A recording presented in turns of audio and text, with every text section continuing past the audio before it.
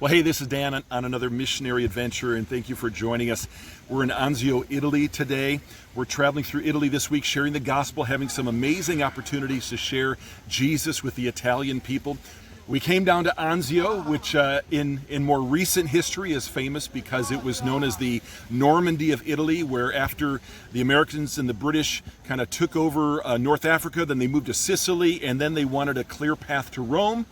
So they invaded here, I think it was in January 1944. It was a little more difficult to take Rome than they expected. There was a strong German resistance here for about 4 months, but they finally made it to Rome. But these ruins behind me here, what you're seeing here are the remains of a villa by Emperor Nero. Now, Nero was emperor for about 14 years, from 54 AD to 68 AD, and he was known as probably the most wicked of the Roman emperors. Extremely immoral, extremely evil.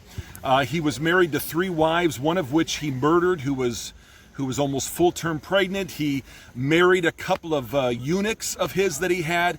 Very evil man. And as Christianity, you have to understand, when Nero became the emperor, Christianity was only about 20 years old at the time, and yet it was spreading all around the known world, all around Europe, because of the testimony of the disciples, the testimony of the Apostle Paul traveling on his different missionary journeys. And when persecution broke out against the Christians in Jerusalem, the Bible says in the book of Acts that Christians spread all over Europe at that time. So now it's 20 years later, Nero becomes the emperor. Again, he's emperor for 14 years, and he hated Christians so much so that in 64 AD, he had this plot to burn down much of Rome.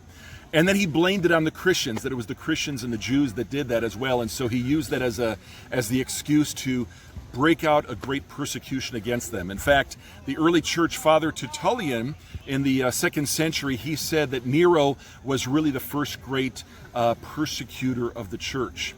And even many Christians at that time thought, even after Nero died, that when the Antichrist would come, that the Apostle Paul talked about in Thessalonians, that it would be a type of Nero figure, which is probably very true. So it's really interesting. 2,000 years later, what you have left of Nero, the memory of Nero, is this.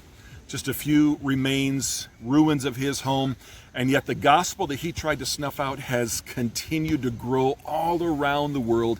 Millions and even billions of people throughout history coming to Christ, lives still being changed day by day.